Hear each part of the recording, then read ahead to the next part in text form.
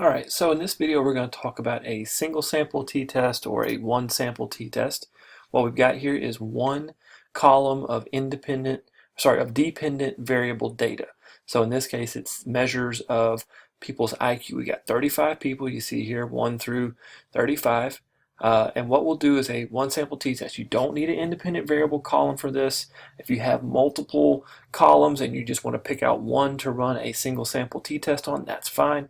What we'll do is answer the question in this analysis. We'll answer the question of, do these students, and we'll say that they're UT Martin students, do these students have a different IQ than the national average of 100? And we're saying different, which means it'll be a two-tailed test, right? So just a non-directional test. They have a different IQ than the national average of 100. So we go up to Analyze, which may not be in y'all's video, but you'll see the drop-down menu here. We go to Analyze and then down to Compare Means and then over to One Sample t-test.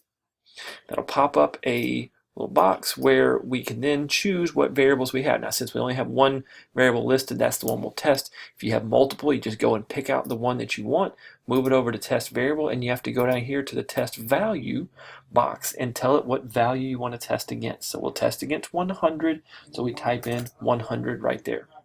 Hit OK. And let's find, here we go. Well, there it is. There is our output. All right, our output shows up with, great.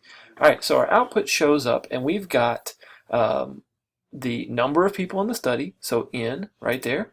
We've got the mean, which is 102.97. We've got the standard deviation, 44.749, so 4.75. Then we've got the standard error of the mean, 0.80. Then down here in our one sample test, it tells us that we tested against a value of 100 and we have a t-score of 3.70, a degrees of freedom of 34, and a two-tailed significance of 0.001. All right, this also tells you what the difference between your mean, 102.97, and the test value of 100 is. Pretty simple calculation. And if you remember how we did the 95% confidence interval, it goes ahead and calculates that for you in these two areas. Now, what you'll need to do from here would be to write out your APA style reporting of the single sample t-test. And to do that, you just say who you tested, whether or not it fulfilled or met your criteria for significance, report the mean and standard deviation in APA style, and then tell what you tested against, and then also report your test statistics. Okay, so for that, we would say students at UT Martin had a significantly different IQ. Now, once we've said that that's what they had, we report it. Now, in that instance, we need to do an italicized capital M. Then you can unitalicize, space equals space 102.97, only 2 decimal places, rounded appropriately, comma, space, capital SD, space equals space, and then our standard deviation, 4.75, rounded appropriately to 2 decimal places. Okay, students at UT Martin had a significantly different IQ than who? Than the national average of 100.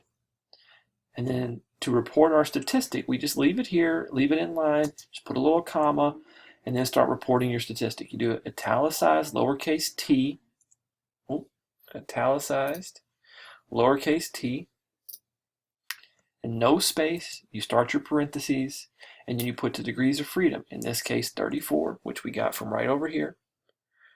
Close your parentheses, space equals space, put your t-score, 3.701, so 3.70, comma, and then you have an italicized space and then an italicized lowercase p, unitalics, space equals, and then you put your p-value.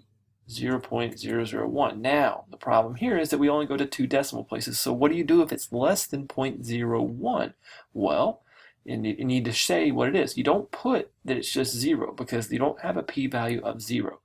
Instead, what you do is you change this to a less than sign and just say it's less than 0.001. And then you put a period at the end and you are done. All right, so that's how you report an APA style. That's how you run a single sample t-test.